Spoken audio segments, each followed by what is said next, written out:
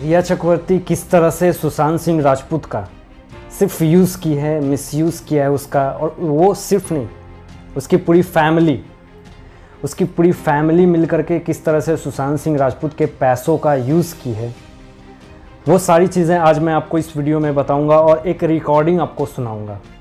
उस रिकॉर्डिंग को सुन करके आपको ये लग जाएगा कि किस तरह से उसका भाई, उसकी पूरी फैमिली, सब ने मिल करके किस तरह से सुशांत सिंह राजपूत के पैसों का गमन किया है।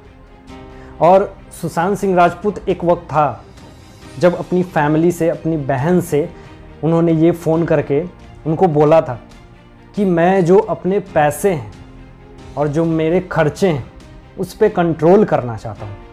तो इस चीज़ को सुन करके रिया चक्रवर्ती ने डिसीज़न करा कि अब मुझे कुछ करना होगा और सारे पैसों को अपने अंडर में करना होगा। 20 मई को सुशांत सिंह राजपूत एक नए नंबर से हर्ष पटेल, जो कि उनका कोटक बैंक महिंद्रा का रिलेशनशिप मैनेजर है, उसको उन्होंने मैसेज किया था और ये कहा था कि अगर आप फ्री हो तो मुझे कॉल करो। तो हर्ष पटेल ने फ्री होकर के सुशांत सिंह राजपूत को कॉल किया था और कॉल करके पूछा कि सर क्या है बताएं, आपने मुझे कहा था कॉल करने को। तो सुशांत सिंह राजपूत यही बोलते हैं उनको कि जो मेरी अकाउंट में जो मेरा अदर नंबर है, मैं इस नए नंबर को उससे लिंक करवाना चाहता हूँ। और कहीं ना कहीं सुशांत सिंह राजपूत को ये पता चल गया था कि मेरे जो पैसे हैं वो कहीं ना कहीं अलग जगह यूज़ हो रही है, मिसयूज़ हो रही है, बहुत सारी चीज़ें उनको समझ में आ गई थी। तो इस कारण से वो रिलेशनशिप मैनेजर एक फॉर्म उनको फिलअप करने को भेजता है। तो सुशांत सिंह राजपूत बोलते हैं कि ये फॉर्म है, आप सैमुअल मिरांडा को भेज दो, वहाँ से वो फिलअप करके आपको सेंड कर दो। तो इस तरह से सुशांत सिंह राजपूत अपनी ज़िंदगी को, जो बड़े शहर में अपनी ज़िंदगी ना गुजार के एक छोटे से शहर में शांति से अपनी ज़िंदगी को गुजारना चाहते थे। तो ये बात रिया चक्रवर्ती को पता चल जाती है। तो रिया चक्रवर्ती के इस रिकॉर्डिंग को पहले आप सुनो कि वो क्या बातें हुई। We have seen cases where it has always been a part of the lifestyle. So in that state, I don't think acting is something that I would be able to do. Number one. Number two, I don't still know which other economic structure I can get into. So in some sort of a way, I mean, like it's 50-50.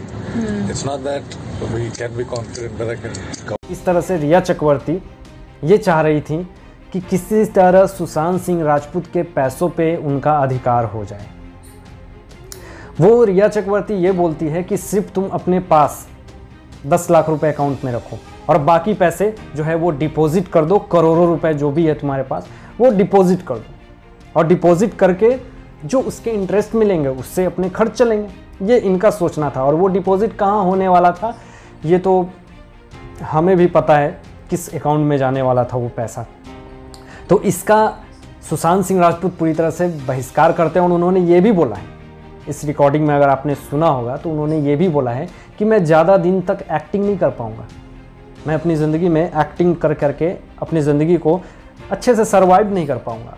वो यहाँ तक उन्होंने ये भी बोल दिया है कि मैं रिटायरमेंट के बारे में सोच रहा हूँ, मैं अपनी रिटायरमेंट करवाना चाहता हूँ। तो इतनी सारी बातें सुशांत सिंह राजपूत ने सोच रखी थी और वो इन सब पचड़ों से दूर होना चाहते थे। और उनको ये लग गया था कि कहीं ना कहीं रिया चक्रवर्ती, उसका भाई, उसकी पूरी फैमिली मिल करके मेरा बस शोषण कर रही है, बरकला रही है, मुझे बस मेरा मिसयूज़ कर रही है। तो ये सारी चीज़ें जब उन्हें पता चलती है तो कहीं ना कहीं सुशांत सिंह राजपूत इन सब चीज़ों से दूर होकर के अपनी एक नई ज़िंदगी बसाना चाहते थे। और आपने देखा भी होगा कि केरल में कैसे उन्होंने एक ज़मीन भी लिया था और वहाँ पर ऑर्गेनिक फार्मिंग करना चाहते थे अपने फ्रेंड लोग के साथ मिल करके। तो एक बहुत ही सीधा सा, सिंपल सा उनको लाइफ जीनी थी। और उनको ये पता चल गया था कि इस इंडस्ट्री में नेपोटिज्म है, तो यहाँ पे कुछ ज़्यादा दिन तक कुछ होने वाला नहीं। ये जो केस था वो सुसाइड से शुरू हुआ था, डिप्रेशन से शुरू हुआ था। अब कहाँ पे जाके ख़त्म हो रही है? ड्रग्स। कहाँ पे ख़त्म हो रही है जाके? एक्टर। कहाँ पे ख़त्म हो रही है? प्रोड्यूसर, नेता, बड़े बड़े लोग मिले हुए हैं इसमें। तो कहीं ना कहीं बहुत सारे लोग इस केस में इन्वॉल्व हैं और अभी तो शुरुआत हुई है, बहुत सारे लोगों का नाम अभी आना बाकी है।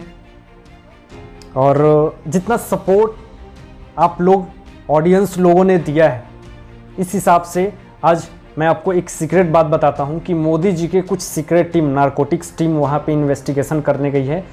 पूरा जो डायरेक्ट कनेक्शन है वो मोदी जी से। तो मोदी जी को अब ये भनक लग चुकी है कि दिन दहाड़े मुंबई में खुलेआम ड्रग्स होती है, कास्टिंग काउच होती है, बुरी बुरी चीज़ें होती हैं। तो ये मोदी जी को भनक लग चुकी है। अब मोदी जी जब सामने आए हैं तो वो पूरा सफाई अभियान चालू है। बॉलीवुड में अब लोगों की वाट लगनी पड़ी। और आज के लिए बस इतना ही। मैं आशीष राठौर विदा लेता हूँ। एक नई सोच के साथ आपके समक्ष उपस्थित रहूँगा। अपना ध्यान रखिएगा, ख्याल रखिएगा। Thanks for watching my video.